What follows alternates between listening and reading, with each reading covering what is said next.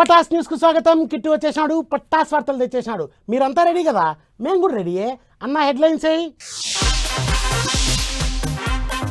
మస్తు గట్టిగా ఉన్నది చెయ్యి పార్టీ వాళ్ళ దోస్తాను. సలార్ సినిమా చూపించిండు మంత్రి సారు.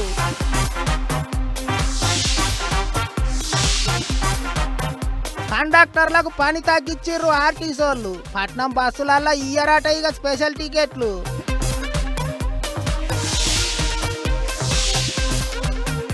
జోరుగా అవుతున్నాయి కొత్త ఏడాది సంబురాలు. 1000 కండ్లతోని నజరేసిండ్రు పోలీసోళ్ళు. మంచు కొండల మీద కొత్త ఏడాది జాతర. ఎటు చూసినా పబ్లిక్ తోని కిక్కిర్చినాయి.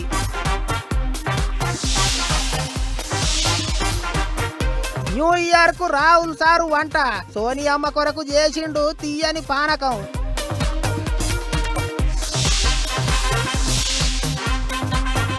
ఒడుస్తలేదు మున్సిపల్ కార్మికుల లొల్లి.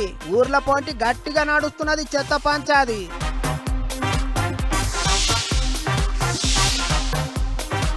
కష్టజీవులకు మంచి మర్యాద చేసిర్రు. సఫాయి కార్మికులకు VIP భోజనం పెట్టిర్రు.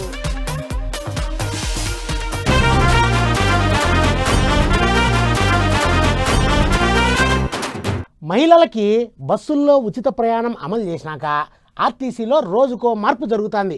అధికారులకి అట్లా చేయాల్సి వస్తుంది. మరి ఏం చేస్తాము? అన్నీ సర్దుబాటు చేసుకోవాలి కదా. ఎక్కడా ఎవరికి యా సమస్య రాకోకుండా ఇప్పటికే కొత్త బస్సులు కొన్నారు, 0 టికెట్లు ఇస్తున్నారు, ID కార్డులు అడుగుతున్నారు. ఇప్పుడు ఇంకో కొత్త నిర్ణయం తీసుకున్నారు. రోజు బస్సుల్లో తిరిగే వాళ్ళు ఏమండీ మీరే ఇది కాస్త చూడండి. ఆడోళ్లకు పుణ్యానికే బస్సులు అనేటాలకు ఆర్టీసీ బస్ స్టాండ్ల కాడ జాతర నడుస్తున్నది. ఉత్తర రోజులల్లో జర నయమే గాని పండుగలు పబ్బాలు వచ్చినప్పుడే వాసం అయితలేదు. సీట్లన్నీ నిండిపోయి సందు లేకుండా నిలబడుతున్నారు పబ్లిక్. సీట్ల కొరకు లొల్లి పాంచాదులు అవుతున్నాయి. అన్నిటికి మించి కండక్టర్లకు అటు ఇటు తిరగరాక టికెట్లు కొట్టనికే రాక పర్షాన్ అవుతున్నది. పాపం ఆడకత్తెరలో పోక చెక్క లెక్క తయారైతున్నది వాళ్ళ పరిస్థితి. అందుకే ఇక వెనక ముంగట బాగా ఆలోచనలు చేసి పట్నంలో కండక్టర్లకు పని తగ్గించే ఇగురం చేసిర్రు ఆఫీసర్లు. గదేంటిదంటే ఇప్పటిదాకా పట్నంలో తిరిగే బస్సులలో ఫ్యామిలీ 24 అని చెప్పి నలుగురికి కలిపి ఒకటే టికెట్ ఇచ్చేటోళ్ళు కదా. ఆ టికెట్ ఇచ్చుడు బంద్ చేస్తున్నారట. అంతేకాదు T6 అని పెద్ద మనుషుల కోసం 50 రూపాయల టికెట్ ఇచ్చేటోళ్ళు కదా. గా టికెట్ కూడా బంద్ చేస్తున్నారట. ఏంటికంటే ఫ్యామిలీ 24 T6 టికెట్లు ఇయ్యాలంటే ID కార్డులు చూడాలి, వాళ్ళ వయసు రాసుకోవాలి. అంత పెద్ద కథనే ఉన్నదట. ఇదివరకంటే బస్సులు జర కుల్లగానే ఉండేటి, కండక్టర్లకు రాసుకోనికి ఈలయ్యేది. కానీ ఇప్పుడు నిలబడనికనే జాగుంటలేదు. ఇక వయస్సు గా లెక్కలేడ రాసుకునేటట్టున్నది. అందుకే ఇక మొత్తానికే ఫ్యామిలీ 24 T6 అనే టికెట్ ఇచ్చుడే బంద్ పెడుతున్నారు ఆర్టీసీ వాళ్ళు. ఆర్టీసీ పెద్ద సారు సజ్జనార్ సారే ఇంటర్నెట్ గూట్లే కామెంట్ రాసిండు. సోమవారం సంధి ఇక ఫ్యామిలీ 24 T6 టికెట్లు ఇయ్యరా అన్నట్టు. అందుకే పట్నంలో బస్సులు ఎక్కి తిరిగేటోళ్ళు చూసుకోండి. ఆగో ఎందుకు ఇయ్యారు అని మళ్ళా లొలిగిట పెట్టుకునేరు. సంవత్సరంలో 364 రోజులు ఏమి చేసినా, ఎన్ని కష్టాలు పడినా, ఎంత బాధలో ఉన్నా చివరిలో 365వ రోజు ఒకటి ఉంటుంది. అది చూడండి, ఆడ మాత్రం అస్సలు తగ్గేదేలా అన్నట్టు చేస్తుంటారు చాలామంది. ఇయర్ ఎండింగ్లో దుమ్ము లేపుతారు, దమ్ము చూపిస్తారు. మామూలుగా ఉండదు ఎంజాయ్మెంటు. కాకపోతే ఎంజాయ్మెంట్ మత్తులో ఎట్టా పడితే అట్టా చేస్తామంటే మాత్రం అస్సలు కుదరదు. ఈసారి చాలా స్ట్రిక్ట్గా ఉండే రూల్స్. అప్పుడే చెకింగ్ స్టార్ట్ అయిపోయింది. కాస్త జాగ్రత్తగా ఉండండి, మీకోసమే చెప్తున్నాము. ఎట్లా పడితే అట్లా ఎగురులాడతాం, తాగి బండ్లు నడుపుతాం, రోడ్ల మీద తమాషా చేస్తాం అని అంటే ఈసారి అస్సలు నడవదు. కొత్త సంవత్సరం యాళ్ళ కొర చూసుకుంటా కాపు కాస్తున్నారు పోలీసోళ్ళు. ఇప్పటికే జూబ్లీ హిల్స్ లో మత్తు మందులు దొరకబట్టిర్రు. కాలేజీ పొల్లగాన్లు న్యూ ఇయర్ సంబురాలలో అమ్ముకోనికే 100 గ్రాముల కొకైన్ తీసుకుపోతుంటే పట్టుకున్నారు. అక్కడక్కడ గంజాయి దొరకబట్టిర్రు. సీమె చిటుక్కుమన్నా చిటికెడంత వాసన కొట్టినా గట్టిగా వాయిస్తారు. ఎప్పటికంటే ఈసారి ఇంత ఎక్కువనే అవుతున్నాయి చెకింగులు. తాగి బండ్లు నడిపేటోళ్లను దొరకబట్టనికే 8 గంటలకే రోడ్ల మీద కంచెలు అడ్డం పెట్టిర్రు. నోట్లే పుల్లలు పెడుతున్నారు. తాగి బండి నడుపుకుంటా దొరికిండ్రంటే ఫైన్ లేసి జేబులు గుల్ల చేసుడే కాదు, జైలుకు కూడా తోలిస్తారట. ఇక జరంత మంది సిడగత్తి పోరలు బండ్లను ఒంటి గెర్రె మీద నడుపుకుంటా బాటెంట పోయేటోళ్లను బుగులు పట్టిస్తుంటారు కదా. వాళ్ళు గిట దొరికిండ్రంటే చక్కగా లోపటేస్తారట. రాత్రి 10 గంటల సంధి పొద్దుగాల 5 దాకా cable bridge, outer ring road, పట్నంలో ఉన్న అన్ని బ్రిడ్జీలు బంద్ మందు పెడతారట. అందుకే దూరం పోయేటోళ్ళు ఊర్లకు పోయేటోళ్ళు జర చూసుకొని పోన్రి. ఇంకో పెద్ద ముచ్చట ఏంటిదంటే తాగి బండ్లు నడపొద్దు అన్నారు కదా అని తాగి మెట్రో ఎక్కి తిరగనికే పోయారు. తాగితే మెట్రో రైల్లో కూడా ఎక్కనియరాట. చెకింగ్ చేసినాకనే రైలు ఎక్కనిస్తారట. మెట్రో ఆఫీసర్లు గట్టిగానే చెప్పిర్రు, తాగితే తాగిర్రు, తింటే తిన్నారు గాని అప్పుడు దాకింటనే ఉండర్రే అన్నట్టున్నది వ్యవహారం. అందుకే జర వెనక ముంగట చూసుకోర్రి. ఎట్లా పడితే అట్లా రూల్స్ బ్రేక్ చేస్తామని అంటే కొత్త ఏడాది సురువాతులనే నెత్తికి చేయి పెట్టుకునే కథ అవుతుంది. ఒక్క పట్నంలోనే కాదు 2 రాష్ట్రాలలో పోలీసు వాళ్ళు గట్టిగా నజరేస్తున్నారు. అందుకే పాడు అట్లా పడకుర్రి, పర్సాన్ కాకుర్రి. అమ్మలు కొడుకులకి ఇష్టమని రుచికరమైన వంటలు చేసి పెడతారండి, కామను అమ్మ ప్రేమ. కానీ అమ్మకి ఇష్టమైన వంటలు చేసి పెట్టే కొడుకులో చాలా తక్కువ మంది ఉంటారు. అందరి సంగతి ఏమో కానీ రాహుల్ సార్ అయితే అట్టా కాదు, అమ్మకి ఇష్టమని రుచికరమైన వంటలు చేస్తున్నాడండి బాబు. కావాలంటే చూడండి మీరే ఎట్ట చేస్తున్నాడో.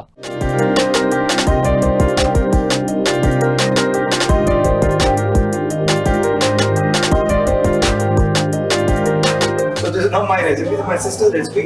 She found the recipe and then she's improved it and tweaked it. I'm just implementing. This is my mother's favorite jam, that's a fact. మరి చెల్లెని చూసే గంట ఇప్పుడు నేర్చుకున్నాడో లేకుంటే అమ్మ చేస్తుంటే చూసి చెయ్యాలనుకున్నాడో ఏమో తెలియదు కానీ షెయి పార్టీ ముఖ్య లీడర్ రాహుల్ గాంధీ సార్ పొయ్యి ముట్టించి పొయ్యి మీద మూకుడు పెట్టి అండ్లింత తాలింపేసి గంట తిప్పిండు. కొత్త ఏడాది గోలిగా అమ్మకు నచ్చిన తిండి పెట్టాలనుకున్నాడో ఎట్టనో గాని సారే దగ్గరుండి పోయి కూరగాయలు తెంపుకొచ్చి తేట గడిగి అటంక గత్తిరిచ్చి ఇట్ట పొయ్యి మీద మూకుడు పెట్టి తాలింపేసి గోలిచ్చిండు. ఆరెంజ్ మార్మలెడ్ జామ్ ని తయారు చేసి అమ్మకు పెట్టిండు రాహుల్ గాంధీ సారు. గా వంట అంటే సోనియా గాంధీకి బగ్గ పాయనమాట.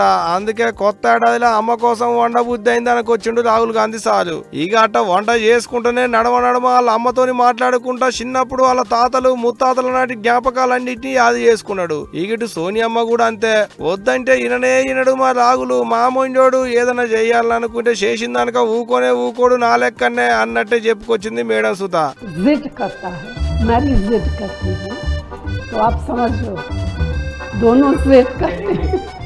అంతేకాదు అమ్మకు పాయరమని మా చెల్లె మస్తు రుచిగా చేస్తుంది ఈ వంటని. అందుకనే ఈ పాలి మా చెల్లె కంటే ఎక్కువ నేనే రుచిగా చేయాలని గంటె పట్టుకున్నా అన్నట్టే చెప్పుకొచ్చిండు సారు ముచ్చట్లు. ఇంకో పెద్ద ముచ్చట ఏందంటే అదంతా ఒక అమ్మకే కాదట, అమ్మకింత చుట్టుముట్టున్న వాళ్ళకింత అని గిన్నె నిండా చేసిండట. అనుకున్నట్టే అమ్మకింత తీసుకొని తతిమ్మదంతా డబ్బాలలో నింపి ఎవరెవరికి ఇయ్యాలనుకున్నాడో వాళ్ళందరికి పంపించిండు సారు. మంచి ముచ్చటే కదా, అమ్మ కోసం అంత తిప్పల పడ్డంటే తాలింపు చేయాల్సిందే కదా. సరే అదంతా అడ్డుంచులు గాని అంత బాయిలంగా కొడుకు చేసిన వంట వాళ్ళ అమ్మ సోనియమ్మకు నచ్చిందో, అమ్మ నాలుకకు రుచి తగిలిందో లేదో మరి. కొడుకు చేసిన వంట మీద మేడం ఏమంటదో ఏమో చూడాలి. ఇక నిన్నటి నుంచి ఫోన్ చేస్తున్నారు మా వాళ్ళు, రే చలికాలంలో అరకు బాగుంటుందంటారా, రారా చూసొద్దామని ఒకటే ఎంట పడుతున్నారు. హైదరాబాద్లో ఉన్నా అరకులో ఉన్నట్టే ఉందిలేరా, పెద్దగా తేడా ఏం లేదు అని ఫోన్ పెట్టేసిన. నాకంటే పోయేదానికి కుదరక అట్ట అన్నా కానీ ఎంతైనా అరకు అరకే. అందుకే న్యూ ఇయర్ సెలబ్రేషన్స్ చేసుకుంటే ఆ మంచు కొండల్లోనే చేసుకోవాలని పోయినారు చాలా మంది. అదిగో చూడండి ఎట్ట పోయినారో. ఓ దిక్కు సల్లగా మంచు కూరుస్తుండే, ఇంకో దిక్కు కొత్త ఏడాది రమ్మని పిలుస్తుండే. ఇక ఆగుతారా మనోళ్ళు? మంచు కొండల మీద మంచిగా ఊకొని మజా చేయనికే బండ్లు కట్టిర్రు. అరకు లంబసింగి పోయే బాటలన్నీ ఇక ఇట్లా బండ్లతోని కిక్కిర్చినాయి. సెలువులు కాల్సి వచ్చేటాలకు అందరు బండ్లు బయటికి తీసిండ్రు. చల్లటి పొగ మంచులా మంటలు పెట్టుకొని పక్కకు సుక్క పెట్టుకొని ఊపొచ్చే పాటలు పెట్టుకొని ఒగలొల్లి కాదుపోండ్రి.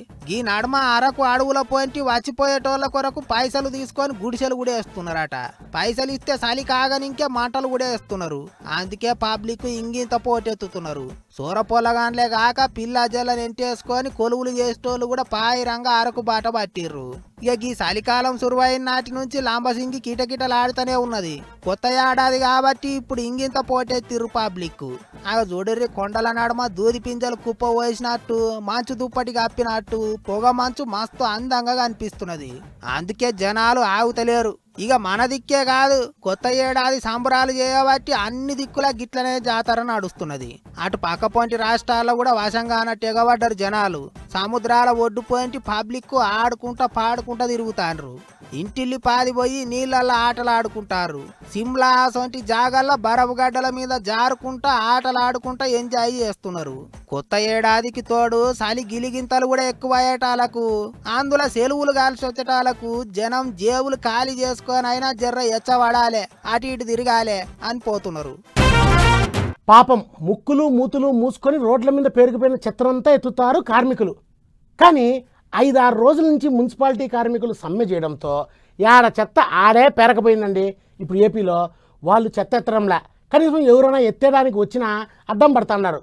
అట్లా ఇప్పుడు ఏపీలో చెత్త గొడవ పొట్టుగా అవుతుందండి. ఆ పంచాయతీ ఏందో మనం కూడా తెలుసుకొని వద్దాం పదండి. ఇన్నొద్దులు రోడ్లకు పక్క పోయింటున్న చెత్తనెత్తేటి సాఫ్ సఫాయి కార్మికులే రోడ్ల మీద వేసిన చెత్త చెదారంకెంచి వచ్చేటి మురుగుడు వాసన తట్టుకోలేక ముక్కులకు మూతులకు గుడ్డలు కట్టుకునేటోళ్ళు ఉండే గాని ఇక గీ నడమ 5-6 రోజుల సంది రోడ్ల మీద తిరిగేటి పబ్లిక్ కట్టుకునేటి కథ అవుతున్నది. రోడ్ల మీద చెత్తే, రోడ్లకు పక్క పోయింటి చెత్తే, ఇంట్లో చెత్తే, ఇంటి ముంగడ చెత్తే. ఇప్పుడు ఏపీలో ఏడ చూసినా చెత్త కుప్పలే ఆపడుతున్నాయి. కొన్ని దుక్కులనైతే అవి రోడ్లా లేకుంటే డంపింగ్ యార్డులా అన్నట్టే ఉందనుకో రాదూరి. ఏపీలో సాఫ్ సఫాయి కార్మికులు జీతాలు పెంచాలని 5-6 రోజుల సంది ధర్నాలు నిరసనలు చేస్తుండటంతో ఏడు చెత్త అన్నే పేలకపోయింది. ఇక వాళ్ళు ఎత్తట్లేదని ఎవరన్నా ఎత్తేతందుకొస్తే అడ్డం తిరిగి ఎత్తనియట్లేదు సఫాయి కార్మికులు. వాళ్లకు తగ్గట్టు అధికారులు కూడా అట్టినే ఉన్నారు. మేమైనా ఎత్తుతాం గానీ జీతాలు పెంచేటి ముచ్చటే లేదన్నట్టే చేస్తున్నారు. నంద్యాల జిల్లా ఆత్మకూరులో గుట్టలోనే పేరకపోయిన చెత్తనెత్తేతందుకు అధికార పార్టీ కౌన్సిలర్లు పోతే సఫాయి కార్మికులు అడ్డం తిరిగిరు. అట్ట చెత్త పంచాయతీ చిలికి గాలివానైనట్టే అయింది.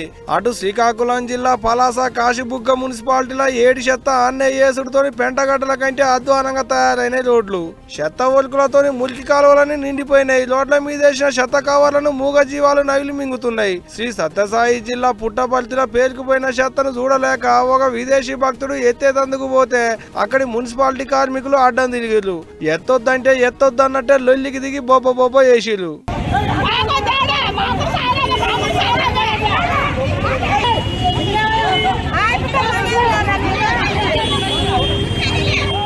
ఇట్ట చెత్తుంటే పబ్లిక్ రోగాల పాలైతుందని విదేశీ భక్తుడు కార్మికుల కాళ్ళు మొక్కుతుంటే మా గోడు కూడా ఆలకించయ్యా, మేము కూటికి నీటికి ఏడవాసి పస్తులుండేటి ఖాత అవుతుందని కార్మికులు ఆయన నేడుకుంటున్నారు.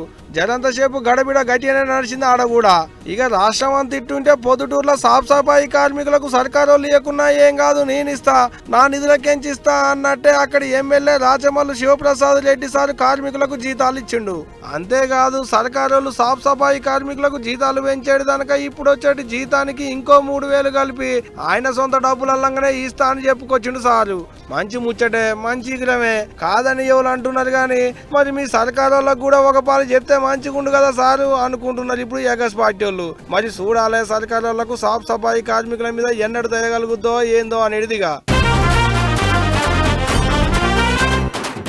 జూనియర్ ఎన్టీఆర్ స్టూడెంట్ నెంబర్ 1 సినిమాలో జైల్లో ఉంటా చదువుకుంటాడు. ఆ జైల్లో ఉంటానే లా పూర్తి చేసి కోర్టులో కేసులు వాదిస్తాడు. సినిమా కాబట్టి జైల్లో ఉంటా చదువుకున్నట్టు చూపించినారు కానీ బయట అట్లాంటివి ఎట సాధ్యము అనుకున్నారు చాలామంది. నిజంగా సాధ్యమేనండి, కావాలంటే మీరే చూడండి. ఇగో గీడ తెల్ల పుల్లని బట్టలు వేసుకొని పాయింట్ లోపలికి అంగి దోపుకొని ముద్దుగా టక్కేసుకొని అవార్డు తీసుకుంటున్న ఆయనను చూసిరా. ఈయన తీసుకునేది నిజమైన అవార్డే గాని ఆయన కాలేజీలో పోయి పాఠాలని చదువుకున్న స్టూడెంట్ కాదు. సెంట్రల్ జైలు నుండి చదువుకొని బంగారు బిల్లని మెడలేపించుకుంటున్న స్టూడెంట్. ఆవు పేరు మహమ్మద్ రఫీ. నంద్యాల జిల్లా సంజాముల మండలంలో ఉన్న పేరు సోముల సొంతూరు. అప్పట్లో ఓ పిల్లని ప్రేమించిందని మోసం చేసి పానాలు తీసిన కేసులో జీవిత ఖైదు శిక్ష పడి 3-4 ఏళ్ల సంది జైల్లోనే ఉంటుండట. మరి మనోనికి జైల్లో ఉండుకుంటా చదువుకోవాలని ఎందుకు బుద్ధి పుట్టిందో ఏమో తెలియదు గాని జైల్లో ఉండుకుంటూనే చదువుకొని 2 రాష్ట్రాలలో MA సోషియాలజీలో మొదటి ర్యాంకు తెచ్చుకొని అంబేద్కర్ యూనివర్సిటీకి బంగారం బిల్లను మెడలేసుకున్నాడు. నేను కూడా కడప సెంట్రల్ జైలు నుంచి వచ్చాను సార్ ఇక్కడికి రావడానికి మీరు ఎంతగా తోడ్పడినారంటే ఒక లెటర్ మాకు పంపిస్తే మా సూపరింటెండెంట్ గారు హెడ్ ఆఫీస్కి పంపిస్తే దాంతోపాటు మీరు కూడా ఇక్కడ నుంచి అక్కడికి హెడ్ ఆఫీస్కి లెటర్ పెట్టారని తెలిసింది సార్. ఇక్కడ రావడానికి మా సైడ్ నుంచి మేము ఎంత ట్రై చేసాం మీరు కూడా అంతే ట్రై చేశారు సార్. దాంతోపాటు నేను గౌరవ హైకోర్టు వారికి అప్లై చేసుకుంటే 4 days ఇంటీరియం బెయిల్ గ్రాంట్ చేశారు సార్. దీన్ని పురస్కరించుకొని నేను ఇంట్లో పేరెంట్స్ని కూడా చూడగలిగాను సార్ ఈ 4 days కాలంలో. Thank you very much sir. ఇక ఇది ఇట్టుంటే ఇది చూడు, గీడ పనులు చేసేటోళ్ళు కూడా ఉత్తరప్రదేశ్ లో ఉన్న గోరఖ్పూర్ జైల్లో శిక్ష అనుభవిస్తున్న ఖైదీలే. వీళ్ళంతా జైల్లో వండుకుంటూనే పనులు చేసి ఏడాదికి 4 లక్షల రూపాయల దాకా సంపాదించుకుంటారట. ఇగో ఇట్ట శాతనైన పని అంటే ఇట్ట బియ్యంలో మెరుగలేరుడు, హోటల్ నడిపించుడు, సిమెంట్ పనులు అసలు చేసి నెలకు 25,000 దాకా సంపాదించుకుంటారట. ఇంకో పెద్ద ముచ్చట ఏంటంటే అట జైలు వండుకుంటా పనులు చేసి బిడ్డల పెళ్లిళ్ళు చేసిన వాళ్ళు కూడా ఉన్నారట ఈ జైల్లో. అంటే చూడు ఎట్టుందో కథ.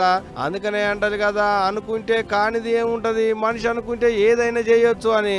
ఏదన్నా గానీ ఇది గానీ జైళ్ళల్లో ఉన్న ఖైదీలకు కూడా గిసంటి సౌలతులు చేసిందంటే పోలీసు వాళ్ళను తారీఫ్ చేయాల్సిందే కదా. ఒక్కరోజు ఇంట్లో చెత్త ఊడ్చుకోకపోతేనే ఇల్లంతా గబ్బు గబ్బుగా అయిపోతుంది. అసలు ఇంట్లో ఉండాలని అనిపించదు. అట్లాంటిది మన రోడ్లు, మన వీధులు, మన ఊర్లు, మన దేశము పరిశుభ్రంగా లేకపోతే అసలు మనం ఉండగలమా? కాకపోతే ఈ విషయంలో మనం చేతులెత్తి మొక్కాల్సింది మన మున్సిపల్ కార్మికులకే. వాళ్ళు గనక డ్యూటీలు బంద్ పెట్టినారంటే పరిస్థితి ఎట్లా ఉంటుందో చూస్తూనే ఉన్నాం కదా. ఏది ఏమైనా మున్సిపాలిటీ కార్మికులు మన కోసం కష్టపడి పని చేస్తుంటారు. అందుకే వాళ్ళకి ఎట్లాంటి దావత్ ఇచ్చినారో చూడండిరా.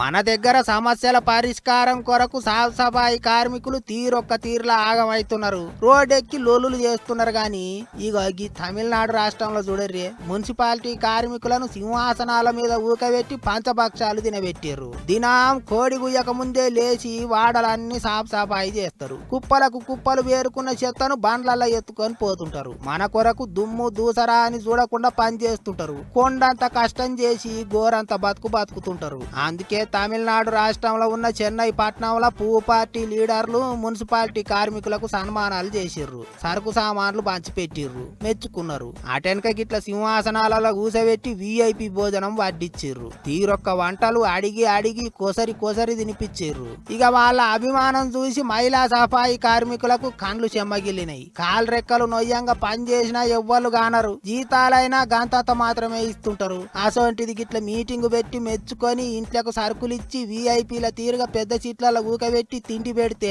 వాళ్ళ ఆనందం కాదట పోర్రి. ఏమైనా మనం నిజంగా చేతులెత్తి మొక్కాల్సింది సాఫ్ సఫాయి కార్మికులకే. వాళ్ళు గిట్ట పని బంద్ పెడితే అంత ఆగమే.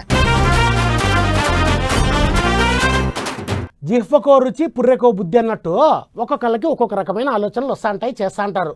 మామూలుగా అయితే కుర్చీలు సోఫాలు ఇంట్లో కూర్చునేదానికి, మంచాలని పడుకునేదానికి అనుకుంటాం. కానీ కూర్చునే సోఫాలని కారు మాదిరి, పనుకునే మంచాలని గాల్లో ఎగిరే విమానాల మాదిరి చేయొచ్చంట.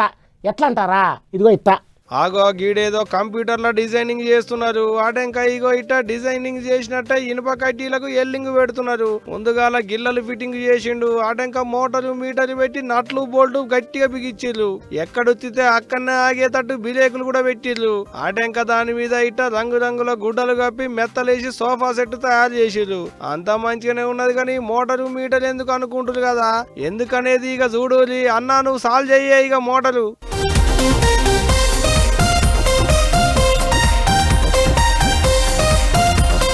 ఓరెక్కు ఇదెక్కడి చంద్రం వాళ్ళు భలే చంద్రంగా ఉన్నది కదా. ఆగి ముచ్చట సెట్టింగ్ చేసిన సోఫా సెట్ మీద కూర్చుంటే రయ్యి అని ఉరుకుతున్నది. కాదు కదా ఉరికినట్టే. ఓ అన్నా జర పైలమే అయ్యానన్నా, ఈ స్పీడ్ బ్రేకర్ ఉండగాలే. అరే మూల మలుపుల కడ జరంత పైలమే అన్న. ఆగో చూడు కారు వస్తుంది ఎదురుగా. జర పైలం చూసిరు కదా. ఇగో ఇట్ట ఎప్పుడంటే అప్పుడు ఏడికంటే ఆడికి కార్లో పోయినట్టే కూర్చొని పోవచ్చు అన్నట్టు. మరి ఇది ఏడైందో ఏమో తెలియదు కానీ కార్ల కంపెనీలున్న ఆనంద్ మహీంద్రా సార్ ఈ వీడియోను ట్విట్టర్ ఇట్లా పెట్టేటాళ్లకు ఇప్పుడు ఈ వీడియో పొట్టు తిరుగుతుంది అట్ట పట్టుకొని. ఏదన్నా గానీ ఇది గానీ ఇంత మంచి చేసి సోఫా సెట్ ను కారు తీరుగా తయారు చేసిరంటే కాలని తారీఫ్ చేయాల్సిందే పోండ్రి.